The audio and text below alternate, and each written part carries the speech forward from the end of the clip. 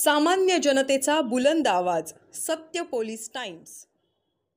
तळे विभाग शिक्षण प्रसारक मंडळाचे द.ग. तटकरे कला आणि वाणिज्य महाविद्यालय तळा येथे डॉक्टर प्रभाकर महादेव जोशी आंतर महाविद्यालयीन वक्तृत्व स्पर्धा 24 जानेवारी 2024 रोजी महाविद्यालयाच्या सभागृहात पार पडली. डॉक्टर प्रभाकर महादेव जोशी यांच्या अंगी गुणग्राहकता, सत्याचा जाहीर स्वीकार असल्याचा जाहीर धिक्कार करण्याची वृत्ती होती. त्यांचं जगणं हे केवळ जगणं नव्हतं, तर ते प्रफुल्लित जगणं होतं. त्यांचे जगणे इतरांनाही समृद्ध करून गेलं.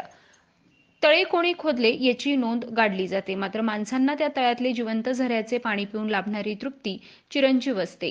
डॉक्टर प्र. म. जोशी यांचे कार्य पिढ्यानपिढ्या चिरंतन राहावे, त्यांच्या स्मृती प्रतिष्ठानपूर्वक जपल्या जाव्यात, याकरिता त्यांच्या स्मृतिदिनी ज्वलंत विषयावर विचार मंचन घडून आणावे, नव्या विचारांना, नव्या वक्त्यांना उभारी मिळावी, या हेतूनं आंतर महाविद्यालयीन वक्तृत्व स्पर्धा आयोजित करण्यात आली होती. या स्पर्धेसाठी कोकणातील स्थलांतर एक समस्या हा विषय ठेवण्यात आला होता. या विषयावर स्पर्धकांनी रोखठोक भूमिका मांडली.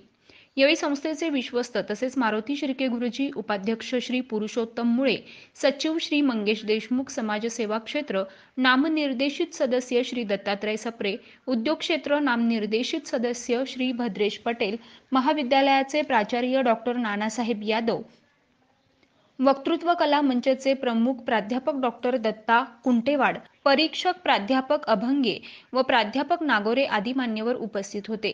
यावेळी माजी नगरसेवक श्री प्रकाश गायकवाड, श्री दत्तात्रय सप्रे, संस्थेचे उपाध्यक्ष श्री पुरुषोत्तम मुळे, सचिव श्री मंगेश देशमुख आदी मान्यवरांनी डॉक्टर प्रभाकर जोशी यांच्या आठवणींना उजाळा दिला. या आंतर महाविद्यालयीन वक्तृत्व स्पर्धेत जे.एन. पालीवाला कॉलेज, पालीचा केतन गुप्ता प्रथम, द.ग. तटकरे कला आणि वाणिज्य महाविद्यालयात तळाचे ध्रुव राऊत व पी.एन.पी. कॉलेज अलिबागची प्रार्थना बेटकर द्वितीय, तर जी.एम. वेदक सायन्स कॉलेज तळाची रुचिता वाढवळ व द.ग. तटकरे कला आणि वाणिज्य महाविद्यालयाची सानिया जाधव हिने तृतीय क्रमांक पटकावला. या सर्व यशस्वी स्पर्धकांना रोख रक्कम, सन्मानचिन्ह आणि प्रमाणपत्र देऊन यथोचित सन्मान करण्यात आला. प्रथम क्रमांक पटकावणाऱ्या पालीवाला कॉलेजला फिरता चषक प्रदान करण्यात आला. तसेच सहभागी महाविद्यालयातील स्पर्धकांना सहभागाबद्दल प्रमाणपत्र देण्यात आले. या स्पर्धेचे प्रास्ताविक प्राचार्य डॉक्टर नानासाहेब यादव, निवेदन प्राध्यापिका डॉक्टर तृप्ती थोरात आणि प्राध्यापक भरत साळके, तर आभार प्राध्यापक डॉक्टर राजाराम थोरात यांनी मानले. यावेळी संस्थेचे पदाधिकारी, प्राध्यापक, प्राध्यापकेतर कर्मचारी आणि विद्यार्थी उपस्थित होते. या कॉलेजने वक्तृत्व स्पर्धा आयोजित केलेली आहे. ज्यांच्या स्मरणार्थ ही वक्तृत्व स्पर्धा आयोजित केली जाते ते आदरणीय डॉक्टर प्रभाकर महादेव जोशी यांचं निधन 24 जानेवारी 2010 रोजी झालं आणि ह्या तळा तालुक्यावर एक दुःखाची शोककळा पसरली. कारण डॉक्टरांचं जर एकूणच व्यक्तिमत्व बघितलं तर त्याची आठवण प्रत्येक दिवसाला आणि क्षणाक्षणाला आम्हाला येत असते. कारण ज्यांचं नेतृत्व, ज्यांचं दातृत्व, ज्यांचं वक्तृत्व आणि ज्यांचं कर्तृत्व हे आज अजरामर झाले, अशा एका महनीय व्यक्तीच्या नावाने वक्तृत्व स्पर्धा संपन्न होते. याचा अभिमान नक्कीच तळेवासियांना या संस्थेला आहे. कारण डॉक्टर जोशी हे केवळ एका क्षेत्रापुरते मर्यादित नव्हते, तर सामाजिक, धार्मिक, राजकीय, शैक्षणिक, सांस्कृतिक या विविध क्षेत्रामध्ये त्यांनी आपला ठसा उमटवलेला आहे. आज आम्ही या ठिकाणी जे सर्वजण या कॉलेजमध्ये कार्यरत आहोत, यापैकी किमान 70 ते 80% कर्मचाऱ्यांनी डॉक्टरांचा सहवास अनुभवला आणि खरोखरच आपलं व्यक्तिमत्व कसं असावं तर डॉक्टरांच्या मधला काही अंश आपण घेऊन आपल्या जीवनाची पुढची वाटचाल करावी असं आम्हाला वेळोवेळी वाटतं. कारण डॉक्टरांचे वडील आदरणीय डॉक्टर महादेव गंगाधर जोशी यांनी 1951 मध्ये आदरणीय प्रभाकर दादा देशमुख असतील, त्यांचे संपूर्ण सहकारी असतील, यांच्या सहकार्याने 1951 मध्ये तळे इंग्लिश स्कूलची स्थापना केली आणि त्यानंतर एक छोटंसं लावलेल्या रोपट्याला पूर्णत्वाकडे नेण्याचं काम आम्ही सर्व मंडळी करत असताना डॉक्टर जोशींनी देखील त्याला मोलाचा हातभार लावला. एक गोष्ट या ठिकाणी महत्त्वाची मांडावीशी वाटते, कधी कधी आपण आपल्या कुटुंबावर जेवढं प्रेम करत नाही तेवढं प्रेम डॉक्टर प्रभाकर जोशी यांनी या संस्थेवर केलं. कारण डॉक्टर जेव्हा घरून दवाखान्यात यायचे तेव्हा सकाळी 10 वाजता पहिल्यांदा या शाळेला भेट द्यायला यायचे. शाळेमध्ये काय चाललंय, शिक्षकांची प्रत्यक्ष विचारपूस, विद्यार्थ्यांची चौकशी, वर्गात जाऊन मुलं काय करते, त्याच्यानंतर दुपारी 1:30 वाजता ज्यावेळेस घरी जेवायला जायचे दवाखान्यातून त्यावेळेस देखील 1:30 वाजता या ठिकाणी यायचे, पुन्हा 4-4:30 वाजता यायचे. म्हणजे आपल्या कुटुंबापेक्षा जास्त प्रेम, आपल्या मुलांपेक्षा जास्त प्रेम त्यांनी या शिक्षण संस्थेवर केलं, या शाळेवर केलं, प्रत्येक कर्मचाऱ्यावर केलं. मी ज्यावेळेस शाळेत होतो तेव्हा डॉक्टर या ठिकाणी इंग्लिश, संस्कृत या विषयाचे क्लासेस घ्यायचे, घरी देखील शिकवण्या घ्यायचे. म्हणजे डॉक्टरांचा खरं जरी वैद्यकीय व्यवसाय असला तरी ते व्यवसायासाठी तो व्यवसाय म्हणजे पैशासाठी व्यवसाय करत नव्हते, तर या तळा तालुक्यातील प्रत्येक समाजातील घटकाची सेवा करणं हे त्यांचं आद्य कर्तव्य होतं. कोणताही रुग्ण त्यांच्याकडे गेल्यानंतर पैसा असो नसो परंतु त्याला योग्य ट्रीटमेंट देणं हे डॉक्टरांसोबत त्यांच्या सहचर्याने वैद्यवैद्य असतील यांनी देखील जोपासलेलं आहे. डॉक्टर या ठिकाणी आल्यानंतर आम्हाला देखील एक वेगळ्या प्रकारचं त्यांच्याकडून प्रेम मिळत होतं. कोणत्याही प्रकारची जरी अडचण असली तरी डॉक्टरांकडे त्यांचं सोल्युशन होतं. ही सर्व जी काही मंडळी आहेत त्यांनी देखील डॉक्टरांना जवळून पाहिलं आणि आम्ही म्हणतोय की आज काम करत असताना डॉक्टरांची उणीव आम्हाला वेळोवेळी भासत असते. डॉक्टरांनी 1979 मध्ये आपल्या कार्यकर्तृत्वाच्या माध्यमातून तळा ग्रामपंचायतीची पहिली निवडणूक लढवली आणि त्यामध्ये ते यशस्वी झाले. 1979 ते 1984 पर्यंत ते सभासद राहिल्यानंतर 1984 ला पुन्हा ते तळा ग्रामपंचायतीची निवडणुकीला उभे राहिले आणि 1984 ते 87 असं 3 वर्षाचा कालावधी ते सरपंच म्हणून ग्रामपंचायतीच्या कालावधीत राहिले. त्या कालावधीत आंबेलीहून जी काही पाण्याची योजना आहे ती देखील डॉक्टरांच्या काळात सुरू झाली आणि ती योजना तळ्याला पाणी पुरवठा करीत आहे. म्हणजे डॉक्टर हे दूरदृष्टीचा एक नेता होता, परंतु त्यांच्यामध्ये कधी अहंपणा नव्हता, गर्व नव्हता. आम्ही ज्यावेळेस त्यांच्याकडे भेटायला जात असो त्यावेळेस ते कधी मी एक पदाधिकारी तुम्ही कर्मचारी असा भेदाभाव मानत नव्हते. तर आम्ही त्यांची मुलं आहोत, आम्हाला प्रत्येकाला समजवण्याचं काम ते करत. अतिशय या संस्थेसाठी तळमळलेली म्हणजे UG तो त्यावेळेस PG झालं नव्हतं, ग्रॅज्युएट पर्यंत शिक्षण होतं, परंतु त्यांनी सर्व क्षेत्रात आपलं अमूल्य असं योगदान दिलेलं आहे. आणि शेवटी जर बघायला गेलो तर डॉक्टरांचे वडील म्हणजे मोठे डॉक्टर जे होते ते आजारी होते. ते आजारी पुण्यात ॲडमिट असताना मला असं वाटतं आपल्याला पणेरीच्या शाळेचा त्या ठिकाणी उद्घाटन होतं. तत्कालीन पालकमंत्री आदरणीय सुनील तटकरे साहेब असतील, त्यांचे वडील स्वतःचे आजारी असून देखील त्यांना सोडून त्या संस्थेसाठी आले. आणि आज डॉक्टर प्रभाकर जोशी यांच्या स्मृतीप्रित्यर्थ वक्तृत्व स्पर्धा केली. कालचा दिवस देखील अतिशय तळेवासियांच्या दृष्टिकोनातून अत्यंत महत्त्वाचा, तेवढाच आजचा दिवस देखील तळे आणि तळे परिसरातील सर्वच लोकांच्या दृष्टीने अत्यंत महत्त्वाचा. तळ्याच्या जडणघडणीमध्ये ज्यांचा काही सिंहाचा मोलाचा वाटा असेल त्या वाट्यामध्ये आदरणीय स्वातंत्र्य सेनानी प्रभाकर देशमुख साहेब त्यांचा जेवढा वाटा आहे त्याचबरोबर त्यांच्या बरोबरीने प्रभाकर जोशी असतील किंवा त्यांचे पिताश्री आदरणीय दादा असतील. तळ्याचा विकास करण्यासाठी ज्यावेळेस विचार डोक्यामध्ये येतो, पण तळा अतिशय दुर्गम आणि डोंगराळ परिसरातला विभाग, आजूबाजूला असणारी जवळपास 60-65 खेडेगाव आणि 60-70 वर्षापूर्वीचा मागचा जर आपण विचार केला तर तळा आणि तळा परिसरातील असणारी शैक्षणिक परिस्थिती या सगळ्याचा विचार करून तत्कालीन त्या गावातील समाजश्रेष्ठी असतील, शिक्षणप्रेमी असतील, यांनी या परिसरामध्ये माध्यमिक विद्यालय सुरू करण्याचा निर्णय घेतला आणि 1951 साली हे लावलेलं रोपटं मला असं वाटतं जवळपास 15 विद्यार्थ्यांनी त्यावेळेस प्रवेश घेतला आणि सुरुवात झाली. त्यावेळेस तळ्यातले सुपुत्र या हायस्कूलचे माजी मुख्याध्यापक आदरणीय अनंत गोविंद आंबेडकर हे नुकतेच BA झालेले होते आणि मुंबईला होते.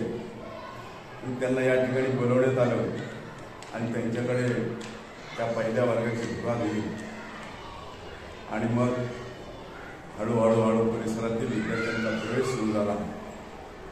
विद्यार्थी खेडेगावातले या ठिकाणी शिक्षणासाठी येऊ लागले आणि एक चांगली वास्तू उभी राहावी या दृष्टीनं विचार आला. त्यावेळेस असणारे दादासाहेब देशमुख असतील, डॉक्टर जोशी असतील, डॉक्टर आमोस शृंगारपुरे असतील, तात्यासाहेब जोशी असतील, आबा भट असतील, परशुराम मेकडे असतील, पाडळकर असतील, ह्या सर्व मंडळींनी एकत्र येऊन आपलं हे हायस्कूल उभं करण्याचा प्रयत्न केला आणि मला असं वाटतं 1959च्या आसपास या हायस्कूलचा 14 जानेवारी पायाभरणी झाला. 26 जानेवारीला त्याची मुहूर्तमेढ लावण्यात आली आणि असा हायस्कूलचा शुभारंभ करत असताना त्यावेळेस पैसे उभे करणं फार अतिशय अवघड गोष्ट होती. कारण ग्रामीण भाग कोणाकडे जायचं आणि पैसे आणायचे. तरी पण ह्या साऱ्या मंडळींनी वेगवेगळ्या ठिकाणी जाऊन देणग्या गोळा करून जवळपास त्यावेळेसच्या 35,000 रुपयाची निधी उभा केला आणि या शाळेला मूर्त स्वरूपामध्ये आणलं. आदरणीय दादासाहेब देशमुख यांनी त्या काळामध्ये इथे रात्रंदिवस हिया ठोकून त्या शाळेचं इतकं अप्रतिम बांधकाम केलेलं आहे की आज 51 ते 2024 जवळपास 75 वर्षाचा कालखंड पाहिला तर या इमारतीतला जरा देखील दगड इकडे का तिकडे झालेला नाही. त्यावेळेसचा काळ पाहिल्यानंतर लक्षात येईल तुम्हाला की जिल्ह्यातले जे काही अनेक हायस्कूल्स होते किंवा महाविद्यालय होते त्यातलं अप्रतिम बांधकाम असणारं ते तळ्यासारख्या छोट्याशा ग्रामीण भागातले हायस्कूल की ह्या लोकांनी दूरदृष्टी डोळ्यासमोर ठेवून या ठिकाणी उभं केलेलं हायस्कूल आज ज्या हायस्कूलचं महाविद्यालयामध्ये आपल्या चांगल्या प्रकारे रूपांतर झाले आपल्याला पाहायला मिळतं. त्याचे सारे श्रेय या सर्व तळा परिसरातील तळा गावातील असणारे समाजसेवकी शिक्षणप्रेमी त्यांच्याकडे. आज डॉक्टरांचा स्मृतिदिन आहे.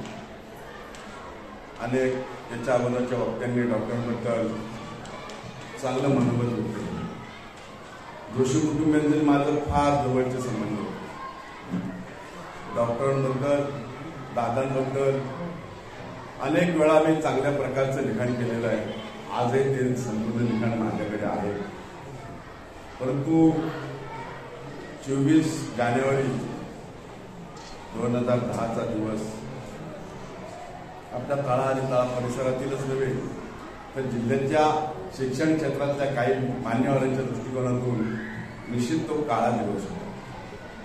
ज्यावेळेस सकाळची नानांची बातमी आली 4:30 वाजता नाना गेले त्या गोष्टीवरती कोणाचा विश्वासच बसत नाही.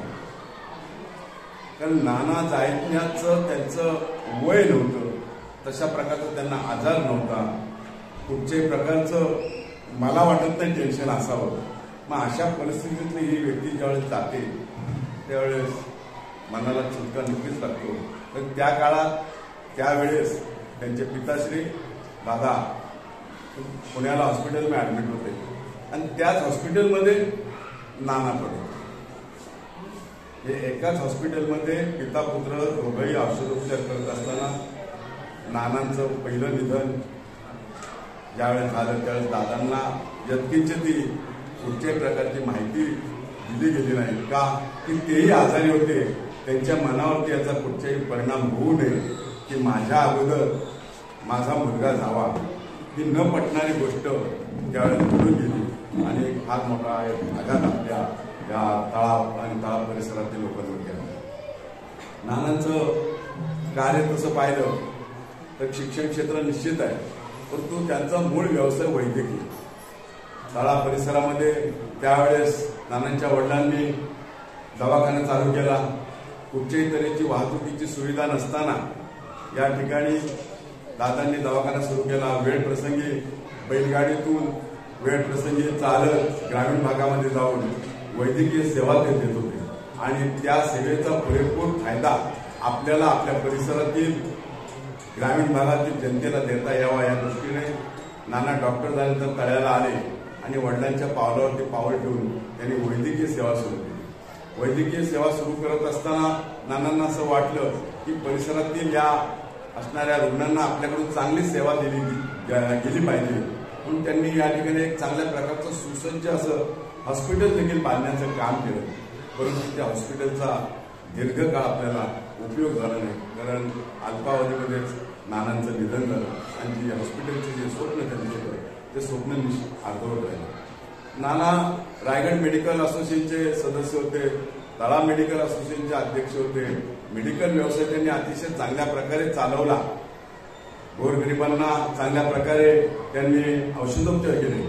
प्रकाश गायकवाडांनी सांगितलं की शेवटचे कदाचित रुग्ण नानांचे प्रकाश गायकवाड यांच्या मिसेस असतील, तर सातत्याने कधीही जा रात्री अपरात्री नानांकडे किंवा त्यांच्या वडिलांकडे ते रुग्णांना सेवा देण्यासाठी सज्ज असायचे. परंतु हे सर्व करत असताना केवळ वैद्यकीय क्षेत्र आपलं मर्यादित न ठेवता त्यांनी शिक्षण क्षेत्राकडे देखील आपल्या वडिलांच्या पावलावर पाऊल ठेवून चांगल्या प्रकारे लक्ष घातलं. या शाळेचे ते पहिले चेअरमन झाले, त्याच्यानंतर ते कार्यकारी मंडळाचे अध्यक्ष झाले आणि मला असं वाटतं त्यांच्या कार्यकारी मंडळाच्या अध्यक्षपदाच्या कारकिर्दीमध्ये 1996-97च्या आसपास या तळ्याला एसएससीचं केंद्र नव्हतं. ते एसएससीचं केंद्र मिळवण्यामध्ये नानांनी फार मोठा सहभाग घेतला. त्याचबरोबर 12वीचं केंद्र नव्हतं, ते 12वीचं केंद्र मिळवण्यामध्ये चांगल्या प्रकारचा सहभाग नानांनी घेतला. त्याच्यानंतर ग्रॅज्युएशनचं केंद्र नव्हतं, ते ग्रॅज्युएशनचं केंद्र मिळवण्यासाठी चांगल्या प्रकारे त्यांनी प्रयत्न केले.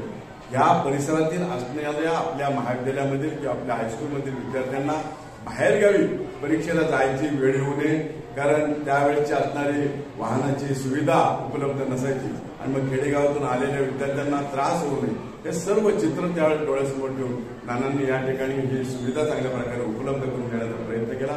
अर्थात नानांना त्यांचे सहकारी जे होते त्यांनी देखील अतिशय चांगल्या प्रकारे सहकार्य केलं आणि म्हणूनच हे सर्व सक्सेस झालं. एकटा माणूस काहीच करू शकत नाही, परंतु नाव आकलणारा जर नावाडी चांगल्या प्रकारे असेल तर ती नाव निश्चितपणे उत्तम प्रकारे पहिलं तीराला किंवा किनाऱ्याला चांगल्या प्रकारे नावू शकते आणि ते नावाड्याचं चांगल्या प्रकारचं काम जर कुणी केलं असेल ते निश्चितपणे प्रभाकर जोशी यांनी केलं आणि म्हणूनच त्यांच्या प्रेरणेतून एक एक जे बाहेर यायचं त्या प्रत्येक गोष्टीला त्यांच्या समोर असणारे सहकारी त्यांना सहकार्य करायचे, मदत करायचे.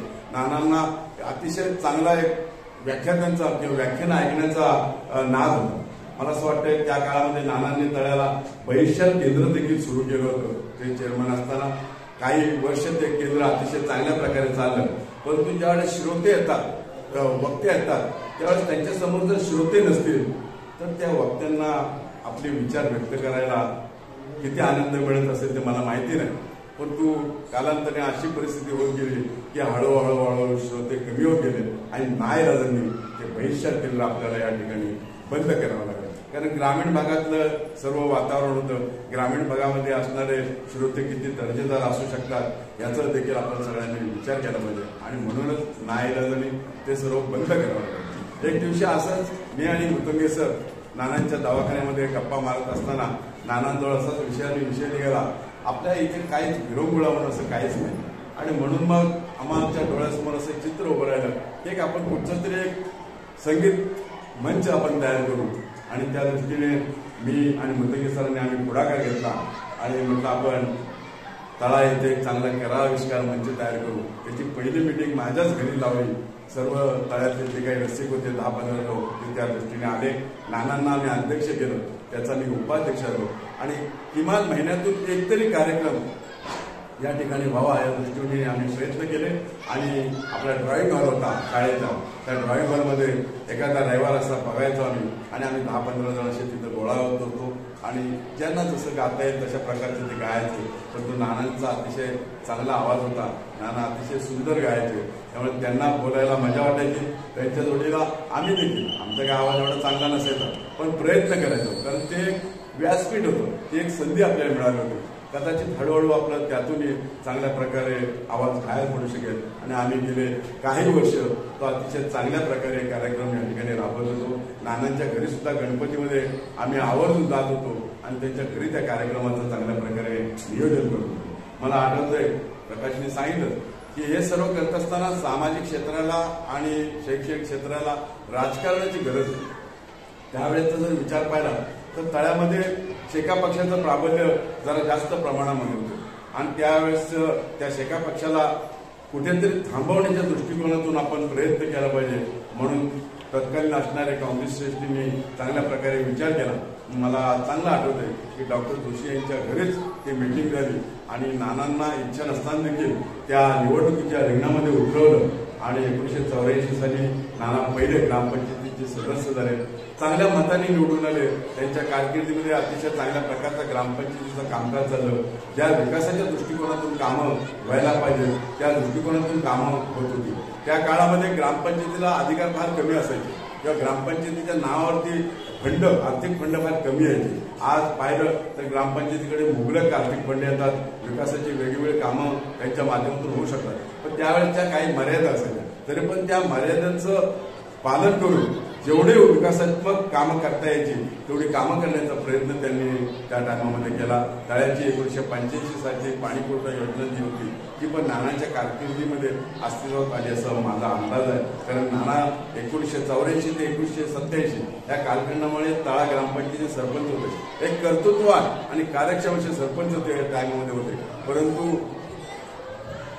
आमचे विरोधक जे होते त्या विरोधकांनी थोडासा, त्यावेळेस असा एक रूल होता की ग्रामपंचायतीमध्ये असणाऱ्या सदस्याचे 200 रुपयापेक्षा जास्त जर बाकी असेल तर त्याचं ग्रामपंचायतीचं सदस्यत्व रद्द होऊ शकतं प्रकाशजी, असा तो रूल होता.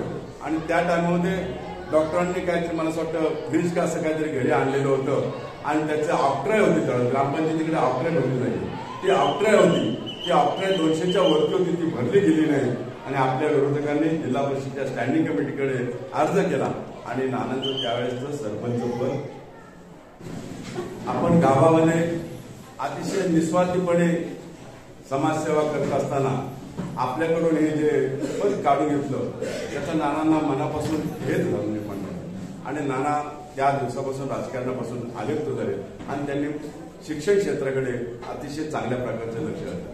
नानांच्या घरी अनेक विद्यार्थी इंग्रजी आणि संस्कृतच्या विषयासाठी जात असत. नाना मोफत शिकवत होते. माझी स्वतःची पुतणी आज ती डॉक्टर झालेली आहे, तिने संस्कृत विषय घेतला होता, तिला संस्कृतमध्ये 100 पैकी 99 मार्क मिळालेले. इतकं म्हणजे आत्मीयतेने विद्यार्थ्यांना नाना ज्ञान देण्याचं काम करायचं. जीवनामध्ये त्यांनी जर जास्त महत्व कशाला जर दिलं असेल तर आपल्या आरोग्य सेवा व्यवसाय जेवढा स्वीकारला त्याच्याबरोबर त्यांनी शिक्षणाला देखील तेवढंच महत्व देण्याचं काम केलं. आणि हे सर्व काम करत असताना सदैव रोहिणी वहिनी त्यांच्या पाठीशी ठामपणे उभ्या राहिलेल्या आहेत. कारण वेळ काळ ही नानांनी कधी शिक्षणासाठी आणि व्यवसायासाठी कधी पाहिलेच नाही. कधीही पाहावं तर नानांसमोर डोक्यामध्ये एकच विचार, आपल्या शाळेचा विकास कसा होईल. आणि त्या दृष्टिकोनातून शाळेकडे लक्ष देत असताना मला असं वाटतं 1999च्या आसपासमध्ये त्यावेळेचे आपल्या तळ्याचे सुपुत्र आणि त्या शिक्षण संस्थेचे विश्वस्त आदरणीय नंदकुमारजी वेदक यांनी 11 लाख रुपयाची आपल्याला देणगी दिली.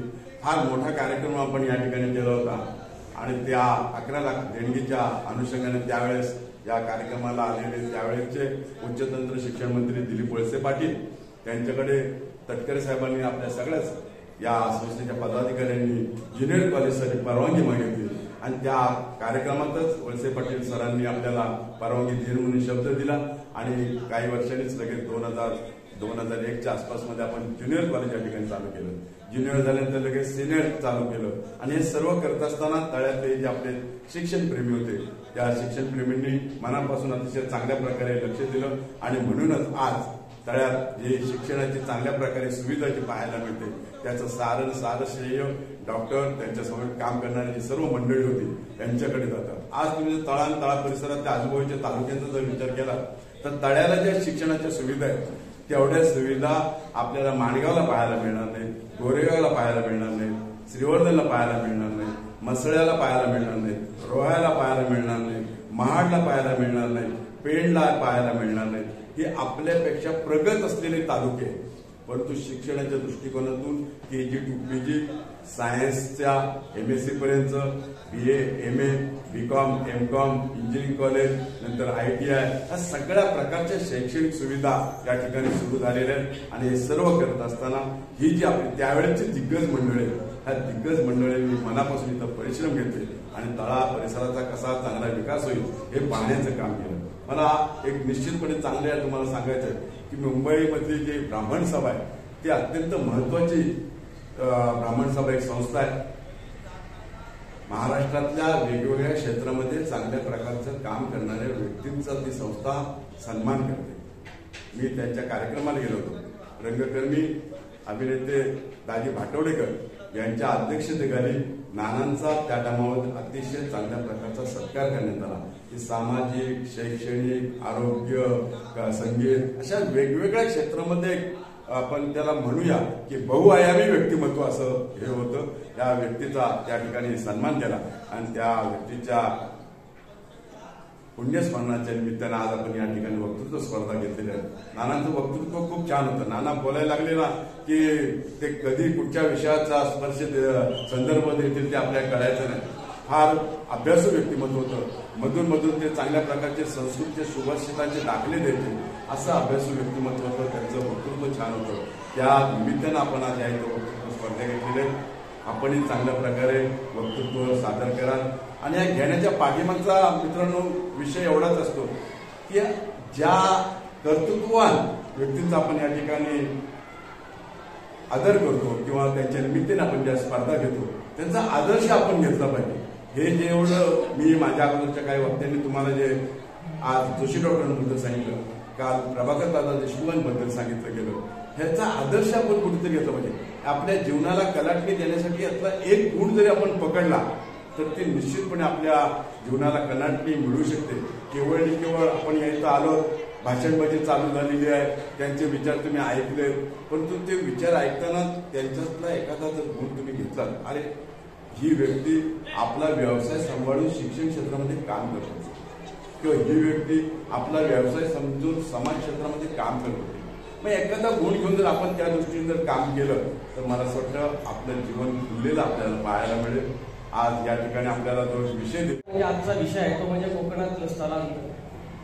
डॉक्टर प्रभाकर महादेव जोशी यांचा सांस्कृतिक विषय फार मोठा होता, गहन होता. त्यांच्या दिलीपमुळे साक्षीदार आहेत आपण. ते कला आविष्कार म्हणून काढलेलं एक मंडळ होतं. त्यामध्ये डॉक्टरांचा एवढा मोठ्या प्रमाणात सक्रिय भाग होता की डॉक्टर व्यवसायामध्ये असून सुद्धा त्यांच्याकडे ही मोठ्या प्रमाणात कला होती. ते अतिशय सुंदर गाणं म्हणायचे. अरुण दातेंची सर्व गाणी की जी मला भयंकर आवडतात. माझं आयुष्यातलं सर्वात मोठं गाणं म्हणजे भातुकलीच्या खेळामधलं आणि शुक्रतारा मंदवारा. आजही ते ज्या वेळेला ते दोन गाणी रेडिओवर लागतात तेव्हा माझ्या अंगावर ते आता सुद्धा काठा आलेलं आहे. आणि ते डॉक्टरांचं गाणं ऐकलं की माझ्या अंगावर अजूनही काठा येतो. आणि डॉक्टर ते शुक्रतारा मंदवारा हे गाणं अतिशय सुंदर म्हणायचे. आणि दुसरं म्हणजे सखी मंद झाल्या तारका, ह्या दोन गाण्या रेडिओवरती मी ज्या ज्या ऐकतो त्याला मला डॉक्टरांची आठवण आल्याशिवाय राहत नाही. असं सांस्कृतिक कला क्षेत्रामध्ये डॉक्टरांनी फार मोठं योगदान दिलं. कॉलेजच्या गॅदरिंगमध्ये सुद्धा डॉक्टर अतिशय उत्स्फूर्तपणे विद्यार्थ्यांप्रमाणे भाग घ्यायचे. हे आठवलं की फार वाईट वाटतं. या संस्थेमध्ये कौटुंबिक, सांस्कृतिक अशा शैक्षणिक क्षेत्रामध्ये सुद्धा माझा त्यांचा फार मोठा जास्तीत जास्त सहवास झाला. त्यामुळे मला या शैक्षणिक संस्थेमध्ये येण्याची इच्छा निर्माण झाली. डॉक्टरांचा दुसरा सर्वात मोठा माझ्या कुटुंबासाठी ज्यांनी जी मदत केली ते सांगताना सुद्धा मला गैरवरून येतं की त्यांच्या सगळ्या कुटुंबाने माझ्या कुटुंबासाठी मदत केली. ती म्हणजे माझ्या दोन्ही मुलांना. माझी दोन्ही मुलं या शाळेचे विद्यार्थी होते. माझ्या मुलांवरती त्यांनी त्यांच्या मुलांप्रमाणे प्रेम केलं आणि त्या माणसांमुळे माझी दोन्ही मुलं ही डॉक्टर क्षेत्रामध्ये येऊन डॉक्टर झाली. डॉक्टरांचं सेमी इंग्लिश आणि संस्कृत या विषयावर अफाट प्रेम होतं. माझ्या दोन्ही मुलांना संस्कृत डॉक्टरांनी शाळेमध्ये ते शिकवलं आणि घरी येऊन सांगितलं, तुझ्या दोन्ही मुलांना माझ्या घरी पाठव. आणि त्यांच्या संस्कृत विषयामुळे माझ्या मुलीला BMS ला त्या विषयामध्ये प्राधान्य असल्यामुळे माझ्या दोन्ही मुलांना BMS ला ऍडमिशन मिळाली. तर संस्कृत विषय नसेल तर BMS ला ऍडमिशन मिळणं फार अवघड जातं. आणि त्या दोन्ही मुलांचं माझं शिक्षणाचा यश मिळण्यामध्ये डॉक्टरांचा सर्वात मोठा वाटा आहे आणि ते मला वारंवार सांगावं असं वाटतं. आणि सर्वात महत्त्वाचं म्हणजे सेमी इंग्रजी विषय की जो आपल्या तळा तालुक्यामध्ये त्यावेळेला कुठेही नव्हता आणि त्या डॉक्टरांच्या कृपेमुळे तो सेमी इंग्लिश विषय हा आपल्या शाळेमध्ये आजतागायत चालू आहे. त्याचा फायदा खेडोपाडी असणारे 5वी पासून येणारे या शाळेमध्ये जे विद्यार्थी आहेत त्यांना 11वी 12वी सायन्सला त्याचा फायदा होतो. आता इथे सायन्स फॅकल्टीची मुलं नाही आहेत, परंतु सायन्स फॅकल्टीच्या मुलांना केवढा मोठ्या प्रमाणामध्ये त्याचा फायदा झालेला आहे की त्यांना 11वी 12वी सायन्समध्ये गेल्याचं कळतं. तर डॉक्टरांच्या असे विविध पैलू मी आपणासमोर मुद्दा या नवीन जनरेशनला सुद्धा माहीत नव्हती, जे पाहुणे आलेले आहेत स्पर्धक आहेत त्यांना माहीत नव्हते, ते सांगण्याचा प्रयत्न केला. एवढंच मोठं त्यांचं काय आयुष्य तळागावामध्ये नाहीये, ह्याच्यापेक्षा कैक पटीने त्यांनी आयुष्य या तळागावामध्ये जगलेलं आहे. लोकांचं काम केलेलं आहे सगळ्या क्षेत्रामध्ये. आणि म्हणून मी एकच म्हणेन, मी मगाशी सुद्धा जी नावं घेतली या संस्थेमध्ये काम करणाऱ्या लोकांची, आणि त्यामध्ये डॉक्टर महादेव गंगाधर जोशी आणि डॉक्टर प्रभाकर महादेव जोशी अशी माणसं गेल्या 50 वर्षात तळा तालुक्यामध्ये झाली नाहीत आणि पुढील 50 वर्षात होणार नाहीत असं मला वाटतं. ही माझी मुद्दाम सांगण्याची हे आहे की पुढील 50 वर्षात सुद्धा अशी माणसं होणार नाहीत. सामान्य जनतेचा बुलंद आवाज, सत्य पोलीस टाइम्स.